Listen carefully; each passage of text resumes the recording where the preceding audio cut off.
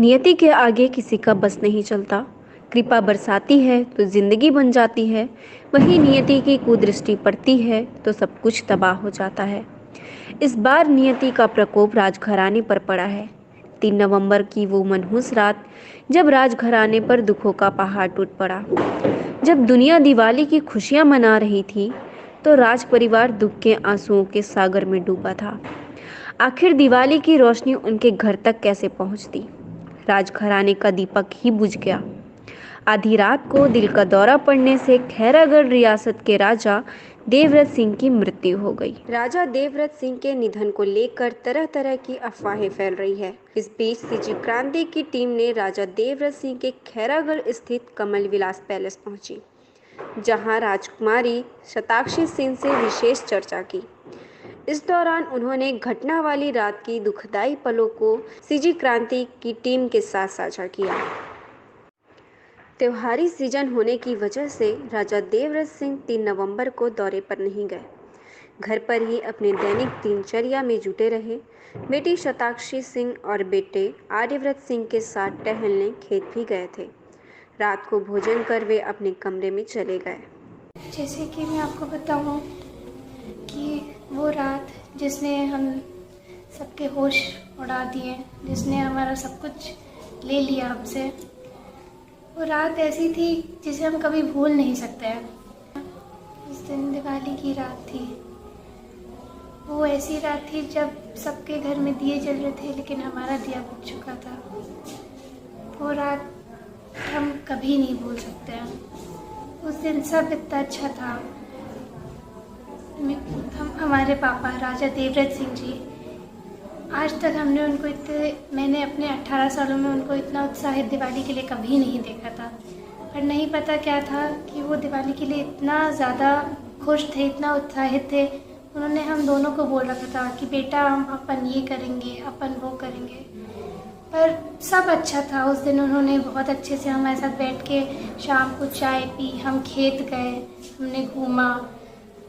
पर नहीं मालूम क्या हुआ, रात के 2 सवा 2 बज रहे थे जब उन्होंने मुझे पहली बार बोला कि बेटा चलो हॉस्पिटल चलते हैं, मुझे अटैक आ रहा है। तो मुझे कुछ समझ नहीं आया कि मैं क्या करूं। तो हम तुरंत ही अस्पताल के लिए हम निकले। और उस टाइम उनकी तबीयत बहुत ज़्यादा बिगड़ चुकी थी और हम अपना पूरा प्रयास कर रहे थे कि हमसे जो बन सके हम वो करें। लेकिन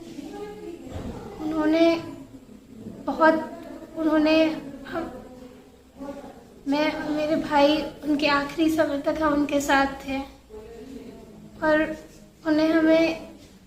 और उनको हमसे इतना प्रेम था कि उन्होंने हमें अपने आखिरी पल में भी याद किया। जैसे जब हम अस्पताल के लिए निकलने वाले थे तो उन्होंने उसमें, मैं और मेरे भाई हम लोग पीछे से आ रहे थे, उन्होंने उसमें भी बोला कि रुको रुको, मैं बच्चों के बिना नहीं जाऊंगा। उनको हार्ट की प्रॉब्लम कभी नहीं थी। उन्हें शुगर ज़रूर था, डायबिटीज़ की बीमारी उन्हें कई सालों से थी, पर उन्हें हार्ट की प्रॉब्लम आज तक कभी नहीं हुई। लेकिन नहीं पता क्या था, ईश्वर की मर्ज़ी क्या थी, जो उन्हें ये सारे दिन हमें देखने पड़े। ड्राइवर और गनमैन को जब मुझे पापा ने बोला कि गाड़ी निकलवाओ, मेरी तबीयत बहुत ज़्यादा ख़राब हो रही है, तो मैंने उन्हें तुरंत फ़ोन किया। तो वो शायद तक से हो सकता है वो ड्राइवर भी बहुत ज़्यादा घबरा गया होगा, तो उसने गाड़ी स्टार्ट कर दिया। उसने जस्ट गाड़ी आगे बढ़ा ही रही थी, उतने में पापा ने बोला रुको रुको बच्चे भी आ रहे हैं करके। तो उन्होंने आखिरी समय तक उन्होंने हमसे अपने से दूर नहीं होने दिया। पापा को कभी तेज़ गाड़ी चलाना कभी नहीं पसंद था। अगर कोई चलाता भी था तो वो उन्हें टोक देते थे या मना करते थे कि नहीं, इस स्पीड से ऊपर गाड़ी को मत चलाओ। लेकिन वो उदयपुर से खैरागढ़ की दूरी को हमने 12 मिनट में ख़त्म किया था। और जब हम इतवारी बाज़ार पहुँचे तो उनकी आंखें बंद होने लग गई थी। उनका बोलना बंद हो गया था। उनकी सांस तो शुरू से ही उन्हें सांस लेने में बहुत दिक्कत हो रही थी। उनके आखिरी शब्द भी यही थे, सिया मुझे सांस नहीं आ रही है, सिया मुझे सांस नहीं आ रही है। बस उन्होंने उसके बाद कुछ नहीं बोला।